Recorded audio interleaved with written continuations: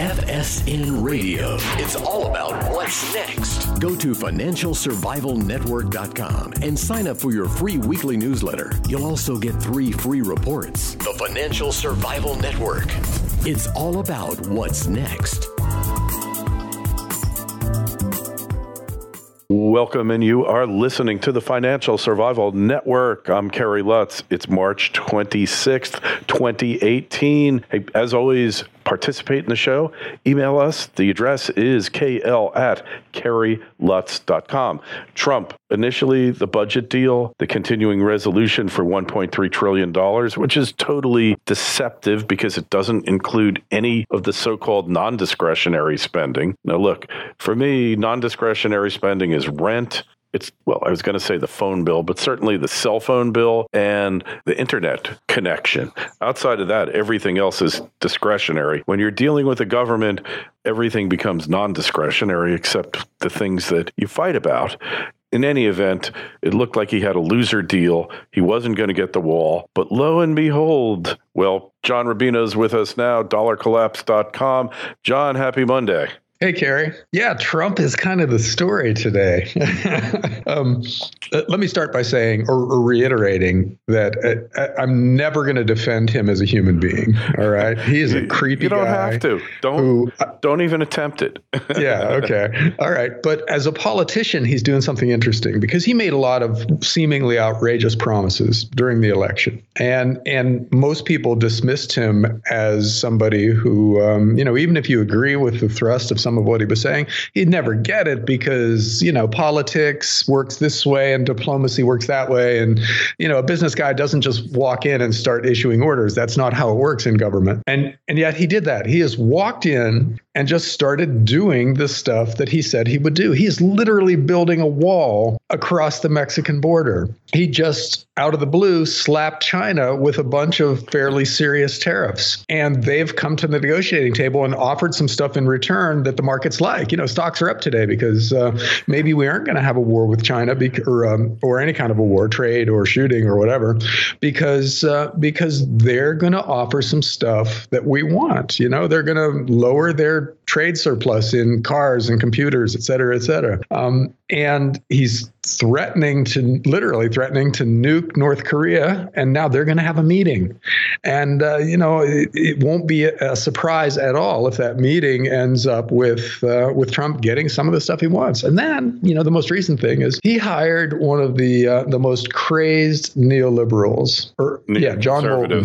Neoconservative, yes. John Bolton. Not one of the most hardcore neocon on the planet. Yes. Who he's on record as wanting to attack Iran. That's going to be the advice that Trump gets from this guy is let's just go in, let's bomb them, and let's get rid of their nukes once and for all. And so it's a safe bet that there's going to be some negotiating over that. Now that he's staked out his position, his guy wants to blow you up. So what are you going to offer to stop him from listening to his main guy? We're ready, willing, and able to blow you up at any moment. So, now that we have that out of the way, what do you want to do, guys? He's quite the negotiator, huh? Well, and see, this is his business style. In his career as a developer, if you didn't want to sell him something, he would sue you right away. Yeah. Ruin your life so that all of a sudden selling to him became the least bad option. So he didn't really change who he was. We elected this guy and he's behaving exactly how he's always behaved with a new set of tools. He didn't have nuclear weapons before, and he seems to be enjoying this extra leverage that it gives him. Hey, can you imagine if he had nukes? Man, he would own the world now if he had nuclear weapons when he was building his empire. And so we're laughing now, okay? And Kerry, none of this is funny if the nukes actually get used. No. But it's not going to happen. Well, let's assume it doesn't, so we don't terrify ourselves and everybody who's listening. But and just focus on the fact that suddenly we have a politician who's keeping his promises and the world doesn't know what to do with it. It's interesting, whether you agree with the promises or not, you still have to kind of enjoy the theatrical side of a politician actually trying to do the stuff he said he would do. So, it's turned very interesting in a hurry here. And then meanwhile, he's got a lot of other stuff going on that's really threatening to his career as a politician. All the investigations and all the sex scandals, et cetera, might or might not derail the stuff he's trying to do, which just that adds another layer of drama to this whole story. So I don't know. It's fun. If we assume we're not going to die in a global nuclear war, then this is actually kind of amusing in a lot of ways. Yeah. Well, I think he's one of those guys, like they say, crazy like a fox, basically let them know what your fallback position is, what you're willing to do, and then surprise them and watch what happens. It's quite fascinating to watch, John. It really is. Yeah. Well, that's the whole world right now is trying to calculate or trying to figure out what in all of this is a bluff and what's real. Mm-hmm. And, the more stuff he actually does, then the less likely it becomes that the next thing is a bluff. Yeah. So he's creating conditions in which he's a really unpredictable, or the U.S. is extremely unpredictable. Well, that's what he said he was going to do, from the get-go, is I'm not telling you what I'm going to do because then it won't be a surprise. That's what I used to tell my kids, like when they wanted to know what their Christmas present was. I said, I'm not telling you because then it wouldn't be a surprise. That's him. Yeah. So the next few months are going to be really interesting from a geopolitical standpoint because a lot of this stuff is happening fast. So there will be a lot of big announcements and a lot of changes in relationships out there. Mm-hmm.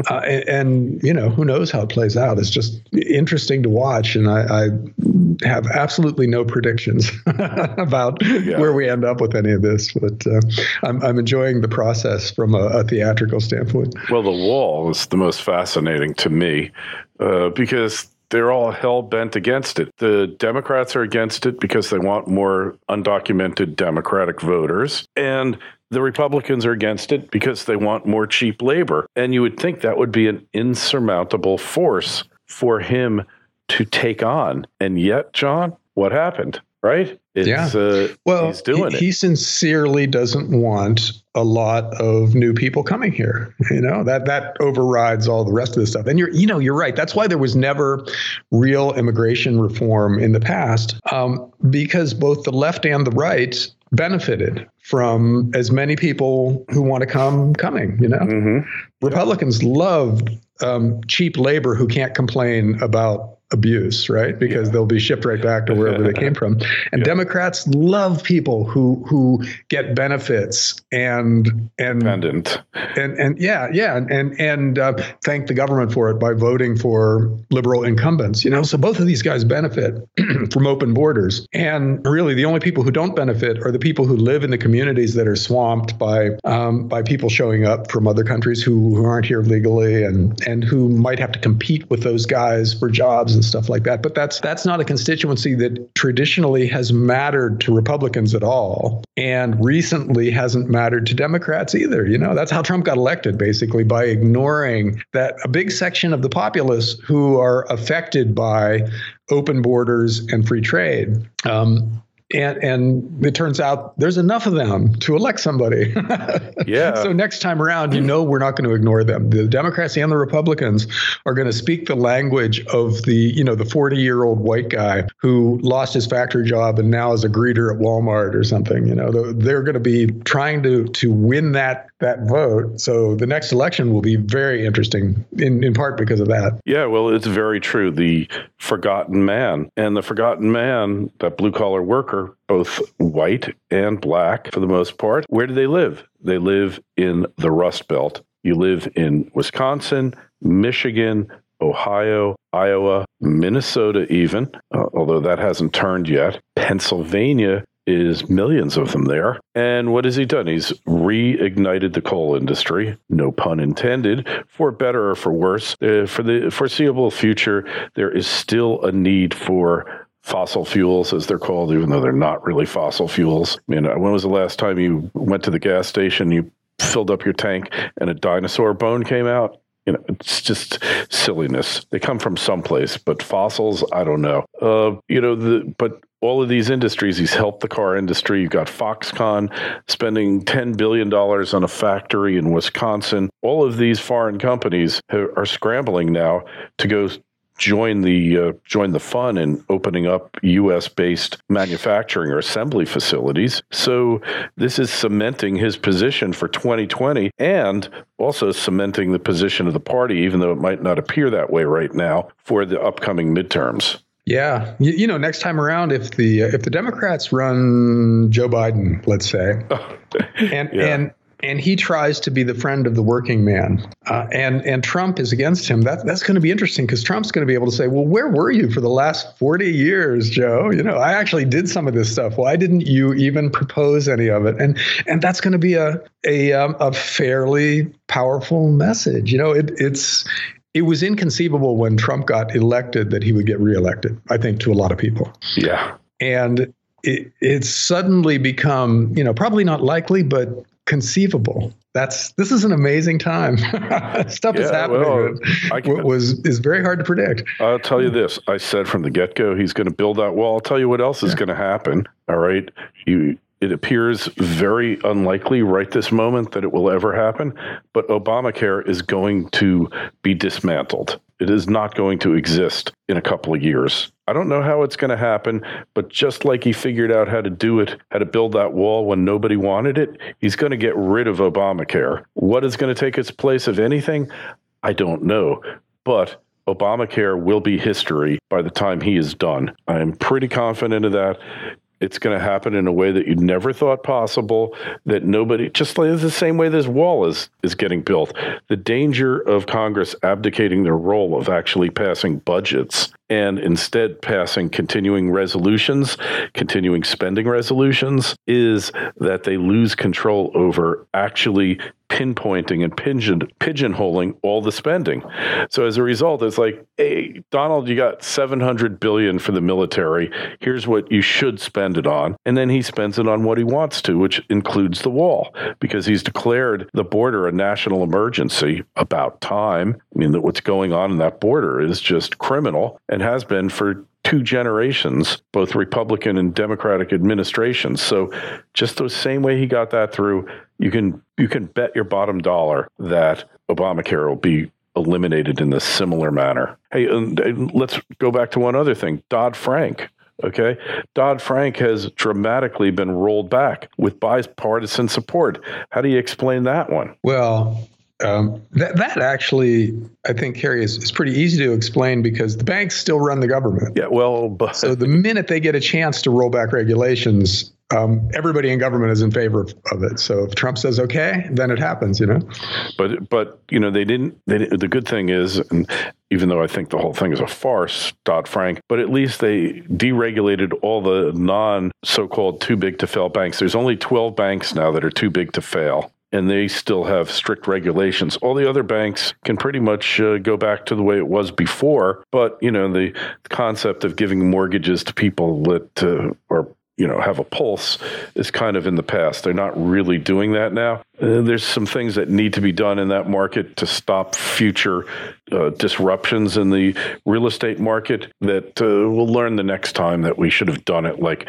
the good old-fashioned 20% down mortgage. There's a reason why that was around since after the Great Depression. 20%, that's how much skin you need in the game to not bolt when the market does a 20 or 5 or 30% drop. It's that simple. But when you allow 3% down, you're going to have unintended consequences for sure. But Dodd-Frank rollback and the Consumer Financial Protection Bureau, this has been really amusing to watch, because, they designed it so there would be no accountability to Congress. The head of the CFPB CFPB doesn't even have to testify before Congress. And that guy Cordray left. He tried to appoint his hack as his successor, his handpicked successor, and Trump said, wait, no, you can't do that. Maybe I don't have any control over the agency, but I get to pick who runs it. And the courts agreed with him. I mean, that was a no-brainer. Now, Mick Mulvaney, who is his budget director, is also the head of CFPB, and he's dismantling it one regulation at a time. And that was a monstrosity of an agency. Got their money directly from the Fed, no allocation from Congress, and they could do whatever the hell they wanted, John. And now it's also getting dismantled. Yeah. The whole regulatory apparatus right now, at least in my opinion, is based on some very false assumptions. And that is that the government can regulate big industries in the first place. The way you have a functioning capitalist society, I think, is with one kind of regulation, which is antitrust. You just don't let these things get so big. You break them up before they become JP Morgan Chase and Citigroup. And in that way, ensure competition, which keeps the markets working more or less well. But if you let huge amounts of power concentrate in the hands of a few big companies and then try to regulate them the way we do with the banks and with a lot of other industries, all you do is just hand the regulatory apparatus over to those companies. Yeah, regulatory capture, it's called. Yeah, exactly. And so the only solution is to break up the big banks. You can't regulate them because they take over that process. And what's happening now always happens. You take a little stab at forcing them to behave in a certain way.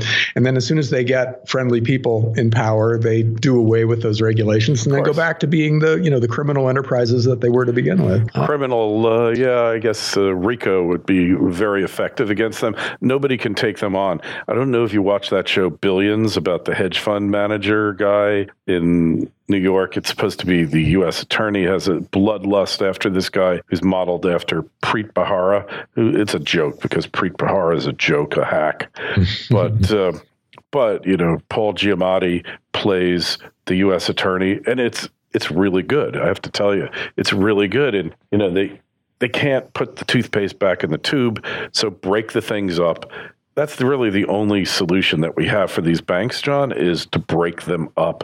There is no reason to have these multi-trillion-dollar entities that hold the fate of the U.S. economy in the palm of their hands, right? Oh, well, yeah. The system isn't capitalism when a few big companies and the government between them pretty much control everything. And that's what we've allowed to happen. This is an oligopoly or an aristocracy. Pick the word that is most offensive and use it, because this is what we've got right now. And the sad thing is that when it does blow up, capitalism will be blamed for it. Not if. and this hasn't been capitalism for decades. Yeah, it's crapitalism, as one person called it. Creditism, as one of my guests called it. I can't remember, but we'll have to have him on again soon. Duncan called it creditism, because the second credit to expansion starts to decrease below 3%, we have a collapse. And then we have the rule of the years ending with 7. All right. Charles Nenner is big on that. So is Nick Santiago. The next 7. All right. And multiples of 7 as well. 7-year cycle. The next one is 2021. And guess what? That's right after the election. I mean, we're just in for so much more fun here, John. But the one thing you got to admit, I know you despise Trump on a personal level, totally understandable. I'll remain neutral, is that, you know what? There's really nothing else to watch on TV other than what did Trump say? Who did he tell to F off? Biden wants to beat the snot out of him. And Joe is like a little bit creepy, Joe. You talked about him in the beginning. He's got a thing where he just likes to put his arms around women and whisper in their ears in public. He's creepiness personified, and that's his big competition. Well, like Trump doesn't do it sneakily. He's just out there in the open. So, I mean, that kind of takes the whole sexual harassment thing off the shelf once Biden becomes the nominee, right? I mean, what can you say about Biden that hasn't already been said? He's a creep. Yeah. It's been a while since we've had any people that you can call good, objectively good, running for major office, Yeah. And I think Ron Paul was so refreshing because he seemed to actually believe what he was saying. He didn't have an ulterior motive. We love I think Ron. that's a lot of the reason that he resonated across age groups. College kids liked him. Yeah. There's nobody around like that right now. No, Ron is like, hey, we've talked to him on the show, and he's said the same thing for all these years. He's been totally consistent in his views on government, on the economy, on gold. Hey, and by the way, John, we would be totally remiss in not talking about precious metals. A couple of interesting things have come about over the past couple of weeks. The commitment of traders. We're looking at the relative strength of gold today.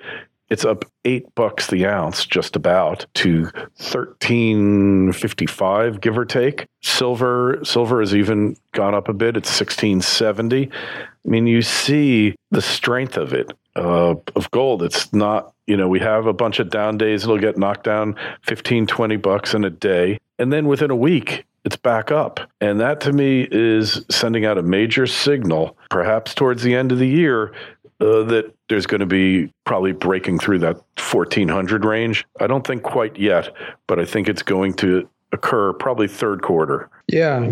Gold has been attacking that 1360 to 1400 range ever since 2014, and it's been smacked back down every time it gets there.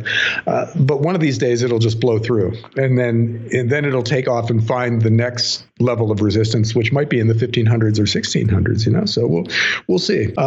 The gold to silver ratio is very interesting right now because gold is extremely expensive relative to silver, which means historically that silver will go up more than gold does if they both rise.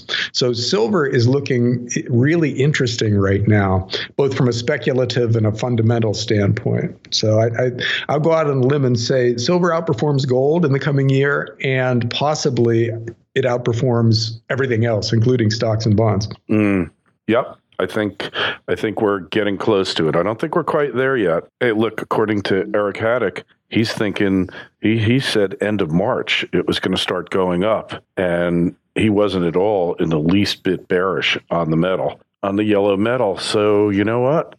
I think really good chance. The people that I talked to, Charles Nenner is really bullish on it. But again, a couple of months. But the fact that it's stayed where it is, it's actually up for the year, is pretty darn impressive considering what else has been going on. And I don't know if we've hit the point in the stock market yet where it's down for the year, but we will be soon if we're not. Yeah. And, about precious metals, especially silver, is that you can't wait until the uptrend is visible to lots of people, because then the supplies dry up.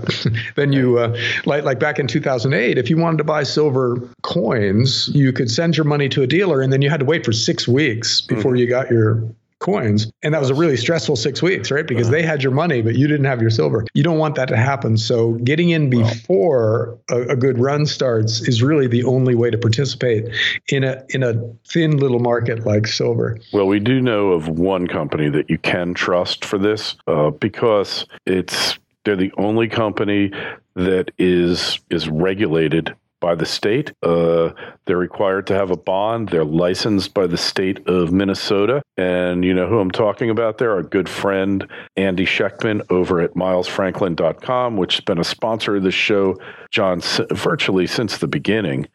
And, those guys I trust. Never had one better business complaint.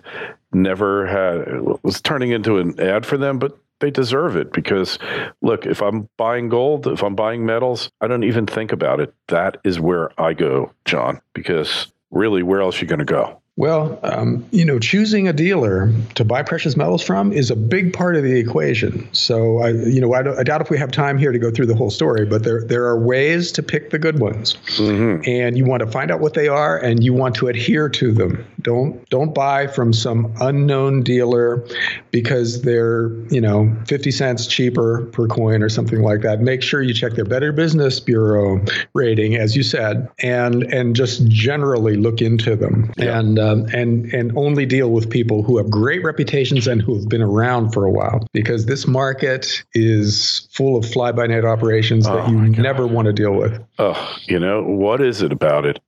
Gold, but you know what? There's nothing different here. It's always been this way, John. It's always caveat emptor. Let the buyer beware, because this is just the way that it's always happened. And hey, so anyways, we're kind of done for today. We kind of went over, but I think we covered some really great topics. And if you agree, then become part of this conversation, the debate, the discussion. Email us. The email address is kl@kerrylutz.com. The Twitter feed's @KerryLutz, and the Facebook page is Financial Survival Network. Make sure you go over to John's site, dollarcollapse.com. Subscribe to John's very informative newsletter. That way you get notified anytime he writes one of his stellar articles. Really, I think in alternative finance, John, you are one of the top writers out there, and from a lot of different perspectives. Not just the fact that you're a professional writer, but the fact that your perspective is really different than anything else you're going to find out there. So, John, we'll catch up with you next Monday, and let's see what else Trump is going to do in that 7 short days between now and then. Great. Thanks, Kerry. FSN Radio. It's all about what's next. Go to financialsurvivalnetwork.com and sign up for your free weekly newsletter. You'll also get 3 free reports. The Financial Survival Network. It's all about what's next.